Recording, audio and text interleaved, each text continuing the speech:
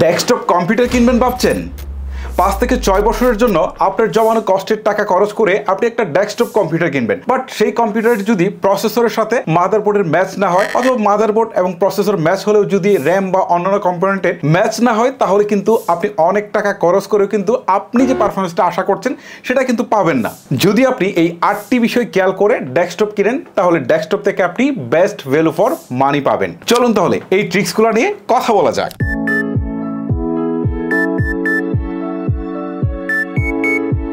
একটা কম্পিউটারের ব্রেন বা মস্তিষ্ক বলা হয় প্রসেসর বা সিপিইউকে। এই প্রসেসরের ক্ষমতা যত বেটার হবে, আপনি কম্পিউটার থেকে ততটাই বেটার পারফরমেন্স পাবেন। এই ক্ষেত্রে সবচেয়ে জরুরি হচ্ছে প্রসেসর সিলেকশন। বাজারে ডেস্কটপের জন্য 2টি ব্র্যান্ডের প্রসেসর সবচেয়ে বেশি জনপ্রিয়। তার মধ্যে একটি হচ্ছে ইন্টেল, আরেকটি হচ্ছে রাইজেন বা এএমডি। এখন কথা হচ্ছে এই দুইটার মধ্যে কোনটা বেটার। আমি বলবো যে কাজের ধরন অনুযায়ী কখনো এএমডি বেটার বা রাইজেন বেটার, আবার কখনো ইন্টেল বেটার। ইন্টেল প্রসেসরে যেমন জেনারেশন আছে, তেমনি এএমডিতেও কিন্তু জেনারেশন আছে, like 11 generation, 12 generation, 13 generation, 14 generation. Same জিনিসটা আবার এএমডিতেও আছে। ইন্টেল প্রসেসরের ক্ষেত্রে core i3, core i5, core i7, core i9 ইত্যাদি সিরিজ রয়েছে। একইভাবে এএমডিতেও কিন্তু বিভিন্ন সিরিজ রয়েছে। তাহলে কথা হচ্ছে সিরিজ বা কোন জেনারেশনের প্রসেসর আমরা কিনবো। একটা বিষয় আপনাদেরকে শুরুতেই ক্লিয়ার করি যে কোন কাজের ক্ষেত্রে এএমডি বা রাইজেনের প্রসেসরগুলো ভালো, আবার কোন কাজের ক্ষেত্রে ইন্টেলের প্রসেসরগুলো ভালো। এখন আরেকটা বিষয় আসবে, সেটা হচ্ছে যে প্রসেসরের যে বিভিন্ন সিরিজ রয়েছে, কোর i7, কোর i9 বা কোর i3 বা 5, সো এইগুলার মধ্যে কোনটা বেটার বা হচ্ছে জেনারেশন আসলে আমরা কোনটা নিব, এই বিষয়টা যদি আমি এক্সপ্লেন করতে যাই তাহলে কিন্তু বেশ সময় চলে যাবে। এটার জন্য কিন্তু আমি ডেডিকেটেড 2টা ভিডিও করেছি। আপনাদেরকে এই 2টা ভিডিও দেখে আসতে হবে। প্রথম ভিডিওটা হচ্ছে এএমডি ভার্সেস ইন্টেল। এই ভিডিওটা আপনারা দেখলে বুঝতে পারবেন যে আপনি ভিডিও এডিটিং এর জন্য কোনো পিসি কিনতে চাচ্ছেন, অথবা হচ্ছে আপনি 3D রেন্ডারিং এর জন্য কোনো পিসি কিনতে যাচ্ছেন, বা গেমিং এর জন্য কোনো পিসি কিনতে যাচ্ছেন, সেই ক্ষেত্রে আপনার জন্য কোনটা বেটার হবে, বা আপনি নর্মাল ইউজের জন্য কিনতে চাইলে কোনটা বেটার হবে। এই ভিডিওটা দেখার জন্য আপনারা ইউটিউবে চলে যাবেন, সেখানে গিয়ে লিখবেন এএমডি ভার্সেস ইন্টেল, লিখে লিখবেন এফআর টেকনোলজি, লিখে সার্চ করার সাথে সাথে আমার ভিডিওটা আসবে। ওই ভিডিওটা আপনারা দেখবেন, দেখলে কিন্তু আপনারা বুঝতে পারবেন যে আপনার যে কাজের জন্যই প্রসেসর কিনেন সেখানে আপনার এএমডি ভালো নাকি ইন্টেল ভালো। ওকে, তারপরে আপনাকে বুঝতে হবে যে বিভিন্ন সিরিজ রয়েছে, কোর i7, কোর i9, এই সিরিজগুলা বা জেনারেশনগুলা। এইটা বোঝার জন্য আমি আরো একটা ভিডিও করেছি। সেই ভিডিওটা দেখার জন্য আপনি আবারও হচ্ছে ইউটিউবে গিয়ে লিখবেন Intel core i3 versus core i5, core i7, core i9, লিখে লিখবেন এফআর টেকনোলজি। লেখার পর আপনার সামনে যে ভিডিওটা আসবে, আমার যে ভিডিওটা আসবে, এই ভিডিওটা দেখবেন। এই 2টা ভিডিও দেখলে আপনি কিন্তু 100% কনফার্ম হয়ে যাবেন যে আপনার জন্য অ্যাকচুয়ালি কোন প্রসেসরটা বেস্ট হবে। যে কাজই করেন না কেন, আপনি এই 2টা ভিডিও দেখলে 100% কনফার্ম হয়ে যাবেন। দেন প্রসেসর সম্পর্কে আপনার আর কোনো প্রকার মাথা ব্যথা থাকবে না, অর্থাৎ আপনি রাইট চুজটা করতে পারবেন যে আপনি যে কাজের জন্য প্রসেসর কিনেন সেটার জন্য কোনটা বেটার হবে। ওকে, আশা করি এই 2টা ভিডিও দেখে আপনারা অলরেডি ডিসাইড করে ফেলেছেন যে আপনার কাজের ধরন অনুযায়ী আপনি আসলে কোন প্রসেসরটা বা সিপিইউটা কিনবেন।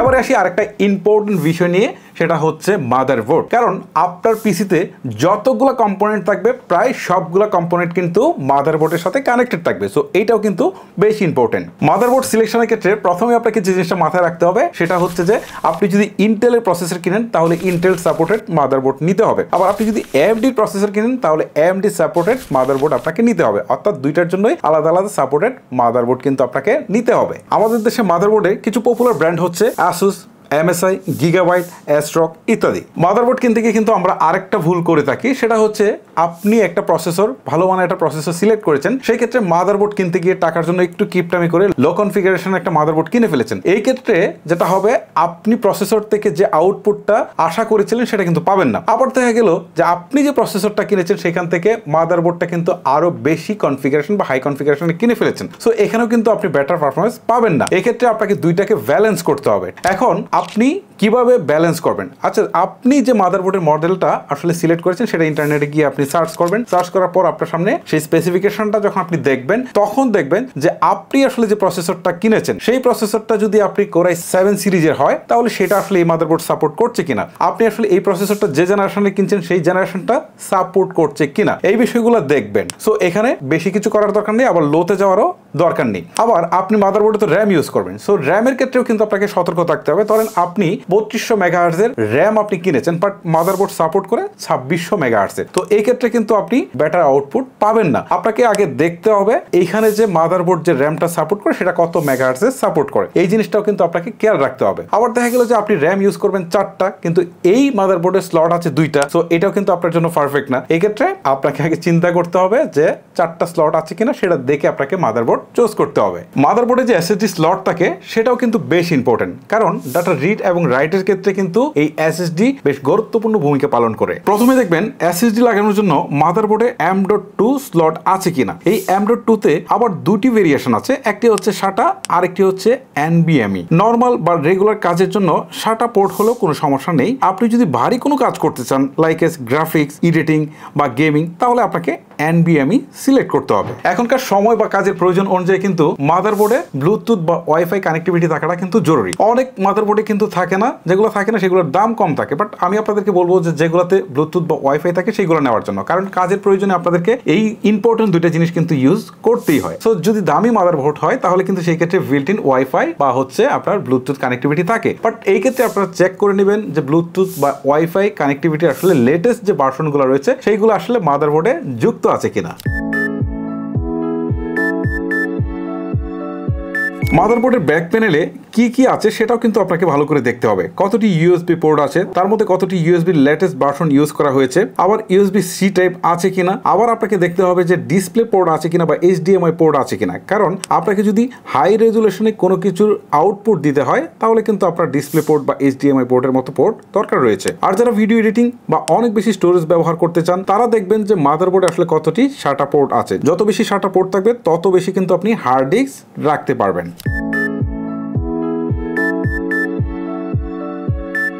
কম্পিউটার স্পিড বাড়ানোর জন্য র্যাম কিন্তু বেশ গুরুত্বপূর্ণ ভূমিকা পালন করে থাকে। এই ক্ষেত্রে আপনাকে র্যামের বিভিন্ন ভার্সন রয়েছে সেগুলো একটু দেখতে হবে, যেমন DDR3 রয়েছে, DDR4 রয়েছে এবং লেটেস্ট DDR5ও কিন্তু রয়েছে। আপনি চেষ্টা করবেন লেটেস্ট যে ভার্সনটা রয়েছে DDR5 সেটা কেনার জন্য। আবার র্যামের মধ্যে কিন্তু বিভিন্ন বাস রয়েছে, যেমন 1600 মেগাহার্টজ, 2600 মেগাহার্টজ, তারপর হচ্ছে 3200 মেগাহার্টজ বা 6000 মেগাহার্টজ বা 6400 মেগাহার্টজ। সো বিভিন্ন ধরনের বাস কিন্তু রয়েছে।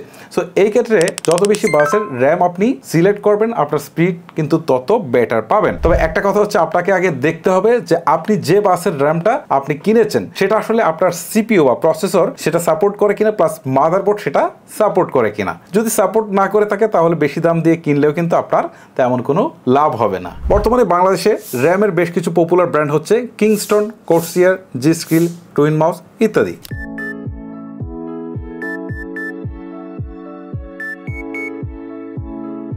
এবারে কথা বলবো এসএসডি নিয়ে। এসএসডির উপর পিসির স্পিড অনেকটাই নির্ভর করে। সো আপনার প্রয়োজন অনুযায়ী আপনি এসএসডি সিলেক্ট করবেন। আগেই বলেছি যে বাজারে দুটি ভার্সনের এসএসডি পাওয়া যায়, একটি হচ্ছে 2.5 ইঞ্চি SATA, আরেকটি হচ্ছে M.2 বা PCIe। ভালো স্পিডের জন্য অবশ্যই আপনাকে M.2 বা PCIe ব্যবহার করতে হবে। এসএসডি সিলেক্ট করার জন্য অবশ্যই আপনি ইন্টারনেট থেকে দেখে নেবেন যে এসএসডির ডাটা রিড এবং রাইট স্পিড কেমন। ডাটা রিড এবং রাইট স্পিড যত বেশি হবে আপনি তত দ্রুত ফাইল ট্রান্সফার করতে পারবেন, প্লাস আপনি স্পিডটাও কিন্তু বেশি পাবেন। অত্যাধিক তাপমাত্রা এসএসডির জন্য ভালো না, এতে কিন্তু এসএসডির আয়ুকাল এবং গতি দুটাই কমে যায়। তাই এসএসডি চুজ করার আগে অবশ্যই খেয়াল রাখবেন যেন সেই এসএসডির তাপমাত্রার জন্য 60 ডিগ্রি এর উপরে না যায়। এই জন্য আপনি যে এসএসডিটা চুজ করবেন সেটা কেনার আগে অবশ্যই ইউটিউবে একটা রিভিউ দেখে নেবেন। বর্তমান বাজারে জনপ্রিয় এসএসডি ব্র্যান্ডগুলোর মধ্যে হচ্ছে Samsung, PNY, Kingston, western digital এবং কোরসানের নাম উল্লেখযোগ্য। এসএসডি বিভিন্ন ফর্ম ফ্যাক্টর থাকে, সেই ফর্ম ফ্যাক্টর অনুযায়ী কিন্তু এসএসডি সাইজ ছোট হয়, মাঝারি হয় এবং বড় হয়। আপনি দেখবেন যে আপনার মাদারবোর্ডে আসলে এসএসডি যে ফর্ম ফ্যাক্টর সেটা আসলে কোনটা সাপোর্ট করে, তো সেটা দেখে কিন্তু আপনাকে সেই সাইজেরই কিন্তু আপনার এসএসডি কিনতে হবে।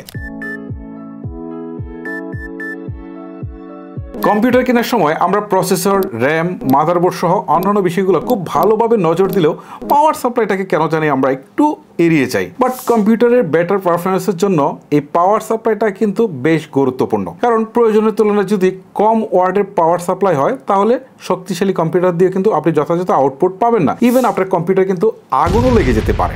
আপনি কম্পিউটারের জন্য যে কম্পোনেন্টগুলো সিলেক্ট করেছেন সেইগুলোর উপর ডিপেন্ড করে থাকে যে আপনার কত ওয়াটের পাওয়ার সাপ্লাই প্রয়োজন। পাওয়ার সাপ্লাইয়ের সঠিক ক্যালকুলেশনের জন্য আপনি গুগলে গিয়ে লিখবেন পাওয়ার সাপ্লাই ক্যালকুলেশন। এবারে আপনার সামনে প্রথম যে ওয়েবসাইটটুকু আসবে সেখানে ক্লিক করে আপনি আপনার প্রসেসর কোনটা কিনেছেন সেটা দিবেন, তারপর মাদারবোর্ড কোনটা কিনেছেন সেটা দিবেন, তারপর হচ্ছে গ্রাফিক্স কার্ড কোনটা কিনেছেন সেটা দিবেন, র্যাম কোনটা কিনেছেন সেটা দিবেন, তারপর হার্ড ডিস্ক সহ যে সকল তথ্য এখানে চাইবে সবগুলো তথ্য দিয়ে ডান পাশে দেখতে পারবেন যে আপনার কত ওয়াট পাওয়ার সাপ্লাই প্রয়োজন সেটা কিন্তু ডিসপ্লেতে শো করছে। আর এইটা দেখেই আপনি কিন্তু ফাইনালি ডিসিশন নিতে পারবেন যে আপনার এই কম্পোনেন্টের জন্য আসলে টোটালি কত ওয়াটের পাওয়ার সাপ্লাই প্রয়োজন। পাওয়ার সাপ্লাইয়ের কিছু জনপ্রিয় ব্র্যান্ড হচ্ছে কোর্সিআই, এমএসআই, কোলার মাস্টার, থার্মালটেক এবং সিলভারস্টোন।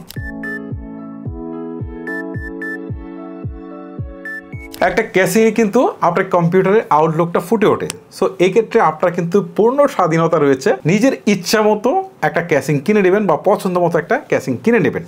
তবে হ্যাঁ, আপনাকে কিছু বিষয় তো অবশ্যই খেয়াল রাখতে হবে, তা না হলে কিন্তু আপনার পারফরমেন্স ঠিক থাকবে না। যেমন আপনি যে ক্যাসিংটা কিনছেন সেই ক্যাসিংয়ে আসলে এয়ার ফ্লোটা ঠিকঠাক মতো আছে কিনা, অর্থাৎ বাতাস বের হতে পারছে কিনা ইজিলি বা ঢুকতে পারছে কিনা, সেই বিষয়গুলো খেয়াল রাখতে হবে। অনেক ক্যাসিং আসলে সৌন্দর্য বাড়াতে গিয়ে এয়ার ফ্লোটা আসলে খুব বেশি ভালো থাকে না, তখন দেখা যায় যে এই কম্পিউটারটা গরম হয়ে যাচ্ছে এবং পারফরমেন্স কিন্তু ড্রপ করছে। সো আপনি আগে দেখবেন যে এয়ার ফ্লোটা ঠিকঠাক মতো আছে কিনা, তাহলে কিন্তু আপনি ক্যাসিংটা চুজ করবেন। শুধুমাত্র রূপ দেখে না, এটা কিন্তু এয়ার ফ্লোটাও আপনাকে দেখতে হবে। বর্তমানে বাংলাদেশের মার্কেটে মার্কুরি, গিগাবাইট, ডিপকোল, থার্মালটেক এবং লিয়েনলির কেসগুলো কিন্তু বেশ জনপ্রিয়। ক্যাসিং কেনার সময় কিন্তু আপনাকে আরেকটা জিনিস খেয়াল করতে হবে, সেটা হচ্ছে যে আপনি যে মাদারবোর্ডটা কিনছেন সেটা কি আসলে এটিএক্স নাকি মাইক্রো এটিএক্স নাকি মিনি এটিএক্স, অর্থাৎ 3 ধরনের যে মাদারবোর্ড পাওয়া যায়, 3টার কিন্তু 3 রকমের সাইজ। সো সেই সাইজের সাথে মিল রেখে আপনাকে কিন্তু ক্যাসিংটা চুজ করতে হবে। ওকে, তা না হলে কিন্তু এই ক্যাসিংয়ে কিন্তু এই মাদারবোর্ড কিন্তু ফিট নাও হতে পারে। আরেকটা জিনিস খেয়াল রাখতে হবে, আর সেটা হচ্ছে আপনি যে আসলে কোলারটা নিচ্ছেন সেই কোলারটা